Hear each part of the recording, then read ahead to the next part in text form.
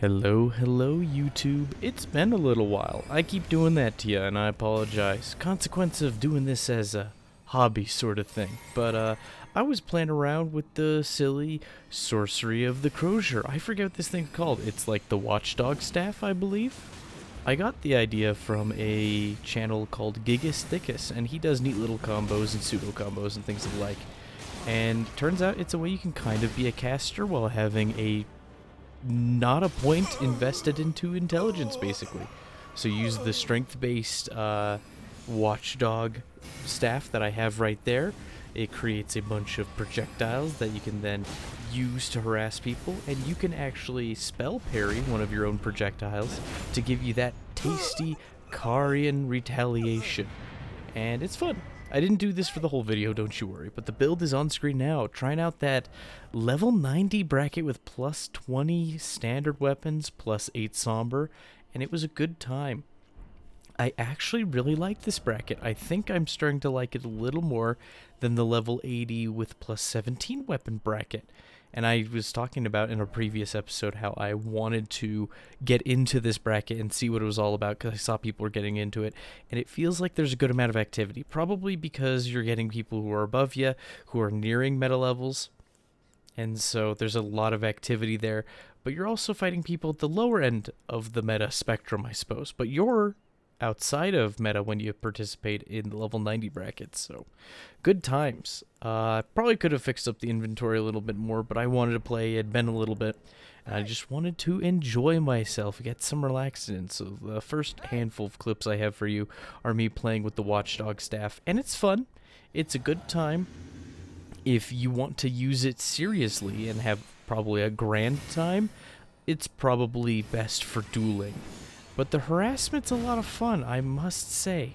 People get wise to you pretty quick, though, so you gotta play with them. You can start casting the Ash of War while facing away from somebody and lock on during the animation. You can, of course, keep your back to your enemy and use the Carrion Retaliation blades when you want to, because it'll auto-fire when they're within range and you're facing them, specifically. So you have options. And you can surely harass people, but this person was being terribly passive. Terribly passive, solo host, taunter's tongue, rivers of blood. None of those words are in the Bible. Okay, that's not true, but it feels like some people just... It's like a word salad describing some of the things that happen in this game from time to time. And there's nothing wrong with that. It just kind of cracks me up a little bit. Just... like, what's rivers of blood, you say to somebody who has no clue what you're referring to.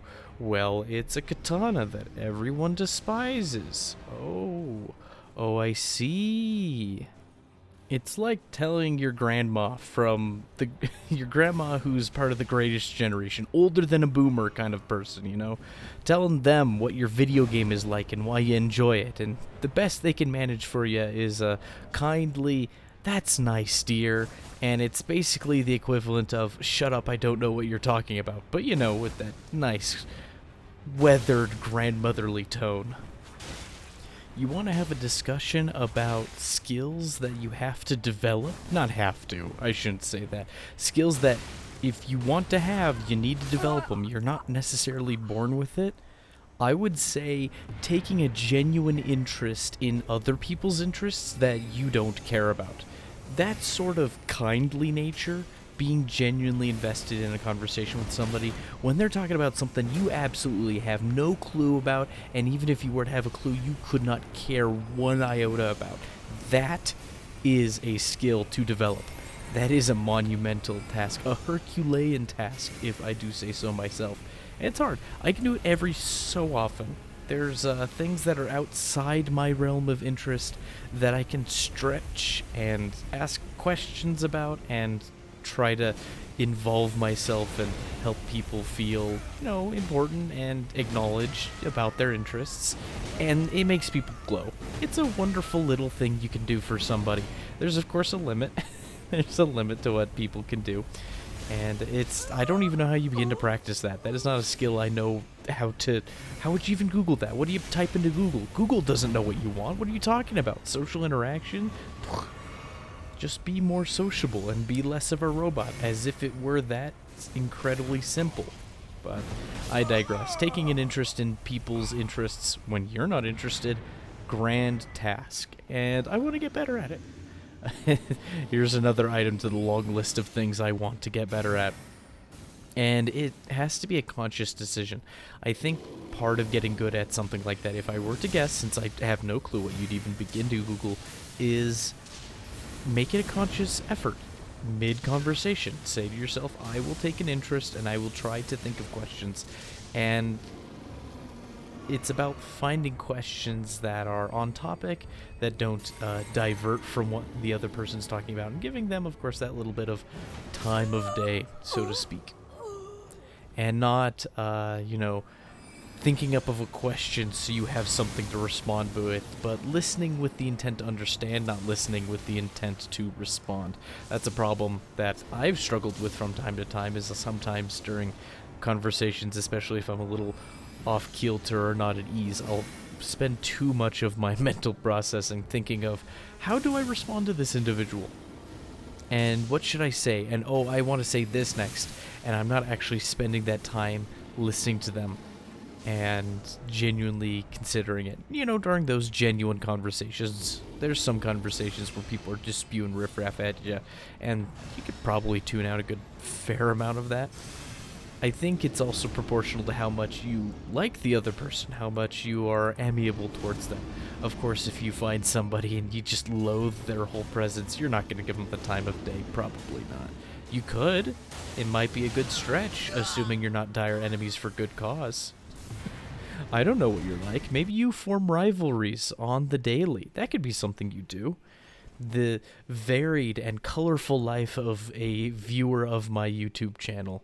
Oh, what wonders and adventures you could tell me about if you could only reach through the monitor and whisper to me. But still. Look at this. Look at this indoor gaming. That guy is hitting me with the silly dragon halberd. Full combos me in the backside, and I don't care because I have endure going. That's normally a very scary ability. Because I believe with the Dragon Halberd, and probably with other halberds using Spinning Slash, I think the first hit combos into the other two. And there's enough of a funny delay that it's essentially a hit confirmation moment. And for those of you who aren't familiar, I'm only passingly familiar with it because I don't play fighting games. But basically, a hit confirmation, to my knowledge, and I can be wrong on this, and I could very well be wrong on this. Hit confirmation is when you make a hit, and when you notice that the hit actually connects, you can go ahead with whatever the rest of your string of attacks is. And since it's Elden Ring, it's a little simple. With your Ash of War, you just keep using the Ash of War. It's that simple. So if the first hit connects, you can use the other two parts of that Spinning Slash on a halberd, and it will connect. And that's neat. And look at this guy running at me and getting hit with a couple of my arrows. Very kind. And I love these moments when you're fighting two people and you're getting the spacing down a little bit. And I'm not an expert in spacing by any means, but you feel it, and it feels good when you do understand the spacing a little bit for certain situations. Great swords, ultra great swords, or colossal great swords, whatever they're called now. It feels nice when you can weave in and out of combat and get hits in and dodge their hits, and you're not just running away the whole time. That's when it feels nice, is when you can get in and out of the fight and return hits. Like that little exchange there. A neat double kill. Very, very fun. But, oh, I love this clip. So this clip has a little bit going on for it. I want you to pay attention to this one. Hopefully you're not just listening to my voice serenading you at night or whatever you use these videos for. Hopefully you're going to watch this clip. But, twin swords, great damage. And helping the field boss deal with these, filthy PvEers. They're not filthy. That was rude. I don't know how sanitary they are. They could be very sanitary. But obviously, he's doing most of the work. That malformed draconic tree sentinel or whatever they're called. But what I want you to see is this tasty ice pot free throw. Take a look at this. Oh, I love that. I love that so much. I don't know if that stunned him and stopped him from being able to roll, or if the damage was so instantaneous it didn't matter. I've looked over the footage frame by frame. I can't come to a consensus on it in my own mind, but I digress. using floor traps. Also many fun things you can do. I don't know, I had a good play session and I wanted to show it to you. Video's a little longer, probably because I've been a terribly busy person as of late. And it's the fun kind of busy. It's like, oh no, I'm spending time with loved ones. Oh dear me. It's one of those situations where it's like, oh, I want to sit down, I want to make content. I have fun making content for you boys and gals, alleged gals on the internet. And I like doing it. I want to do more of it. Very fun for me. And then life happens and it's just like, oh no, I'm actually doing very wholesome and uplifting things like reading a book or beating Chrono Trigger or any number of other things. Cherishing loved ones and spending time, good quality time with them. Like, it's things that are good, genuinely good things that I can't be upset that I did. And it's a balance I'm going to have to find with time. And I hope to find a good balance. I would love to put out 2 or 3 of these videos a week, if I could. But I digress. It's going to be a little less from time to time, and maybe it'll be a little more from time to time. But hey, I'm excited. I have a long weekend. I might be able to make some more for you, and it'll be good times had all around. I just love the experience. The whole journey is worthwhile to me, not so much the destination. I don't even know what the destination is. Who cares? Just have fun going your way. That's what I say. At least when something as silly and inconsequential as a video game, I'm just gonna have fun with it. And I think that is a good thing to do. I've been enjoying, during the first part of my long weekend, I was going to a convention, and I'm going to refer to it as Budget Comic-Con. It's not really Budget Comic-Con, but it's not Comic-Con either. And for those of you who are familiar in the United States, Comic-Con is a big old convention that's usually, well, it's about comics and things of that sort, media pieces. But Budget Comic-Con is probably what I'll call it for now. And it's a convention that I wouldn't go to on my own, probably, but I have people in my life who buy me tickets for this convention. I think it's a Christmas gift yearly, and it's been yearly for, it's probably coming on 3 years now. And so it's like, oh well, we already have the tickets, might as well go, my wife and I. And so we go, and we have fun. We get to go around on the floor and see all the vendors, and they have all sorts of capitalistic merchandising from every IP you could think of. Broadly, every IP you can think of broadly, I should say. If you want more niche things, you're gonna have to really hunt for it. If it's something very widely known like Naruto or Dragon Ball Z or a popular TV show of your choice, Star Trek, I don't know, I don't care. It's probably merchandise there. And they also have panels, and they invite actors, and they have sometimes workshops for writers, and they have, oh, what else do they have? Lots of like tabletop stuff. There's so many stalls that sell dice. It's a colorful explosion of every little thing under the sun that you can imagine. And here's a dumb mistake. Don't jump in on Waves of Darkness on an Ash of War, or sorry, the Ash of War Waves of Darkness on a big weapon.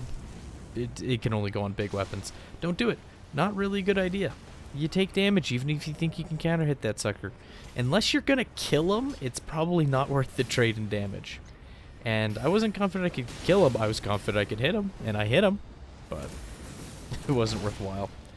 But thankfully these fellows were not as smart as me, and I wasn't very smart, so fools fighting fools.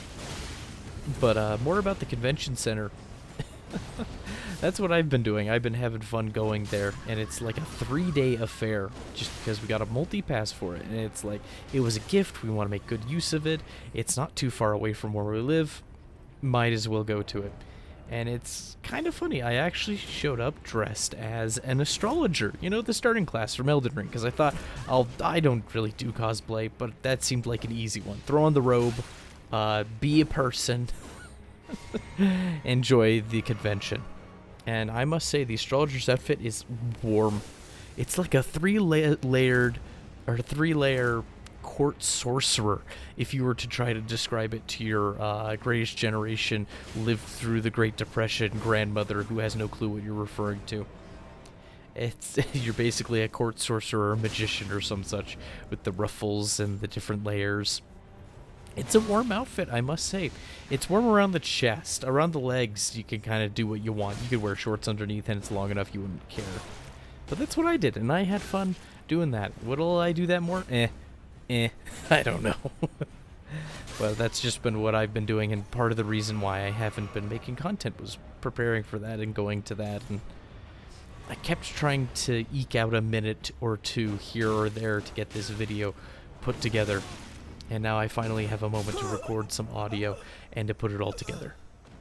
I was talking about the convention center and how it's hard to find niche things, and now that Elden Ring is not in the initial year of its release, it's really fallen off as far as the major public zeitgeist has gone.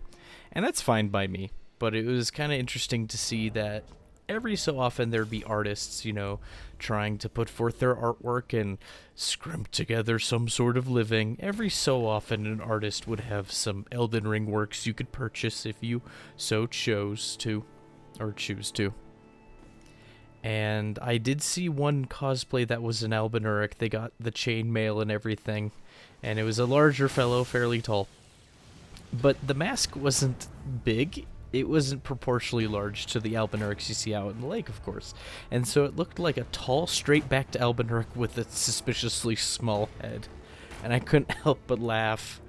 And I said, "Oh, look, it's an Albinauric," to my wife. And I said it too loud, and he noticed me, and he waved at me. And it was a fun little exchange there, that you and some random kindred spirit share a special interest in something niche, and you're friends.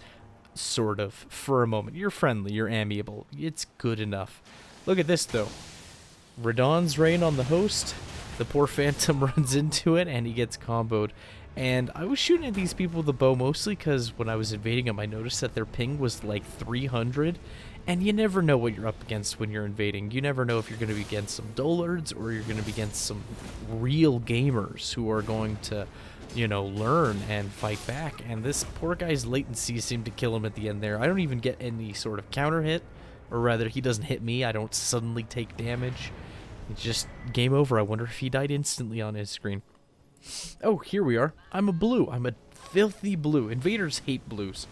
Blues feel like cheating. You kill 2 phantoms of a host and he still gets 2 blues that have a separate invasion timer or summon timer, or however you want to call that. Yeah, it feels like cheating a little bit. And when you're working so hard to wear down the phantoms of a host, just kill their phantoms and then they get more blues, it just feels bad.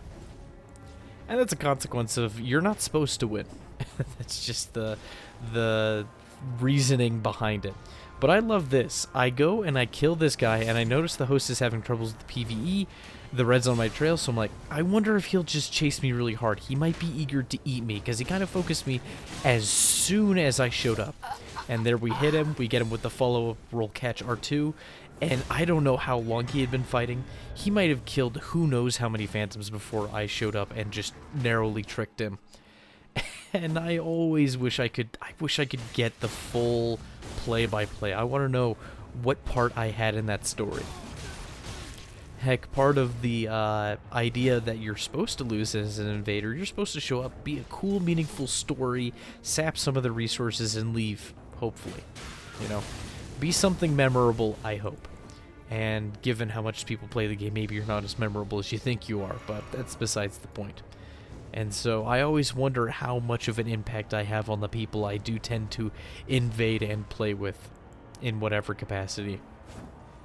You know, am I memorable? Am I that guy? Am I a groan followed up by trying again?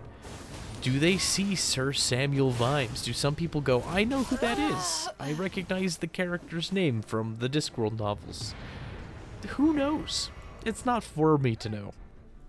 But you wonder, you're curious, it's only natural to be curious about that sort of thing, to know what goes on in the minds of others. It might be best to assume that you are the ultimate driving and fracturing force between 2 friends that will become strangers from here on out. Okay, it's probably not best to assume that, but Couldn't help myself. Oh, I hope I haven't started too many fights. But, it's part of the game. It'll be a growing experience, hopefully. A maturing one, you know. Get used to not always having things go your way. I hope. I hope. And if they're really having that rotten of a time, they can always play the seamless co-op mod and never worry about real invaders and still play with their friends. Heck, they can play with more friends and not have to worry about resummoning. That is an excellent option. I've been playing a little bit of Seamless with some friends, and it's a good time. It's a very good mod. Should check it out if you just want to enjoy the game a little more casually with your close friends or what have you. Here's a random thought and a complete tangent to every single other tangent I've brought up during the course of this video. If you find yourself at a Comic-Con-like convention, or budget Comic-Con in my case, and you find something you like, be aware that because the vendors are at a convention center and they needed to pay to get in there and pay to have a place to be, and they need to haul their stuff and probably pay people to man the stalls or whatever the heck's going on there, that if they are selling something you think might be mass-produced, look on their website and check a few other sources, and sometimes you can find items for like half the price just over the internet if you absolutely must have it. If you're skinflint like me, it's barely a temptation at all. It's fun to just window shop for me. I don't spend too much money there. I get usually like a t-shirt or two. In fact, I got 2 very nice Team Fortress 2 t-shirts. And last year, or maybe 2 years ago, I got 2 Dark Souls t-shirts, which haven't showed up again. I haven't seen them anywhere else. But yeah, usually you can buy stuff there at those convention centers, and if you think it's mass-produced, find it somewhere else on the internet. Write down the name of the the vendor. They usually have their website or their name of their business plastered all over the place. It's not too hard to see. And look at it in post. Sometimes things are the same price. Sometimes it's cheaper because if you pay cash, you don't pay taxes on it. Or sometimes you don't have to pay for shipping and handling, and it's cheaper that way. You have a myriad of options before you. So that was a little tangent. I couldn't help myself. Some people don't think of things like that. I don't know. And I'm probably so terribly skinflint, I think of those things all the time. I am a total buzzkill on things like that when it comes to, splurging a little bit, spending a little extra here or there on treats. I am absolutely and remarkably atrocious in that wheelhouse. Economy's tough. Times are tough. That's just how it is right now. And, source, it is known. But I digress. I should probably talk about the Elden Ring in front of you. I had a good time playing a strength build. I love strength builds. I can't get enough of strength builds. I always go back to them in some capacity. And I like this version of Samuel Vimes. I think he's my favorite rendition of this character that I've made in this game. I like the level 90 bracket. I like how you feel like you have good damage output, but the lethality is not quite as finely tuned as 125 or 137 or hey, even 150. There's some gnarly damage output. Now, don't get me wrong, people can have high-level phantoms, and that can throw things off, but as a level 90 with plus 20 weapons, I felt like I had good enough damage to handle even those over-leveled phantoms. And that was nice to have. And you had enough tools, and you could do something about the things that ail you. I think the next thing for me to work on in terms of game sense is when to hit people who are latent. I've started to notice when people are latent, and I've learned to play defensively and back off, but I want to learn when to aggress when people are latent, and that is, oh boy, does it feel like a shot in the dark, a gamble, and a losing one. Sorry, it feels like a losing gamble at that. For certain. There's some people who can time that nonsense where they go, oh, this person has 200 MS and they are rolling repeatedly and I need to roll catch them. I need to attack this early to catch them, at the end of their roll or what have you. And that the animations don't line up. The damage will get through somehow. And those people are aliens compared to me. I just don't understand it. It is a whole new level of skill and predicting that I just have not gotten to yet. This guy was a little bit latent. He was like, oh, it was like 160 or 180 MS, I think. So kind of annoying. And he was getting at the end of his rope, and I knew he was panicking, and so I switched to the Stitcher to poison him and to stay on him. That was my goal, and I ended up just hitting him. And it worked out. My goal was to poison him, though. I've started harassing people with rot grease recently. Did you see that little sword jiggle? I can't help it. I love it. It's like a quick hey. And it costs nothing. Unless you get hit, then it costs a lot. But if you don't get hit, it costs nothing. But I digress. Back to my point. Goodness me. So many wayward trains of thought. But I was talking about harassing people with rot. When you're doing a physical build, you can throw rot on your weapons. And I want to start doing it more often, and I want to do it especially when I notice I'm getting a lot of ghost hits on people. Because I do want to, of course, get better at hitting people and figuring out the latency, but with latency being a hugely variable thing, and if you don't have a third-party program, you don't know exactly how much people are latent by. It's hard to predict on the go. That would take a lot of game sense, a little more than I have, a lot more than I have, actually, personally. That's what it feels like, at least. But if you're constantly hitting people with ghost hits, and you're using rot, and you're getting a lot of hits, but they're dodging it because of latency or what have you, and you happen to rot somebody, great. Even if you don't happen to rot somebody, if it starts making them panic or change their play style outright to avoid being rotted, even better. And this wasn't a disrespect. I hit the wrong button. I felt so bad. I felt so bad for hitting a volcano pot. Throwing a volcano pot at that man's corpse. He didn't deserve that. I mean, sure, dirty bleed builds, yada yada. I don't really care that much. I don't hold it against him. It works. Use it. It's fun. And there are ways to beat it. So, good enough. That's all I care about. There has to be ways to beat it. As an average Joe. And there you can beat bleed builds, so I don't hate them. But, I don't want to disrespect people. I always just frown when it comes to the types of people who throw, like, the poison pots to mimic kind of the poop throw from the earlier games in the Souls franchise. I included this fight, even though I got fog-walled, like, really soon after this. Because I liked that little 1v1 I had with that phantom there. But yeah, people who throw the poison pots at your corpse because they, you know, want to disrespect you, it's an eye roll and a half. Why bother? The game limits your communication intentionally, and I think it can lead to a happier and better environment. But there's people out there who aren't interested in that. They want to have a negative experience, and they want you to have a negative experience as well. Doggone it. And they're going to find it one way or another. But hey, I'm here for a good time. You're here for a good time. And I appreciate you sitting through this long video I had for you. I can't believe you're still here. My goodness. Are you my #1 fan? Are you my strongest bot? Either way, I'm super glad to have you around. My goodness, you make the journey worth having. You make the pain worth bearing. Oh boy, I need to play with the Uggs. I love the Ultra Great Sword. But thanks for joining me today. You better enjoy the rest of your day or evening or whatever time frame you're in. Bye-bye now.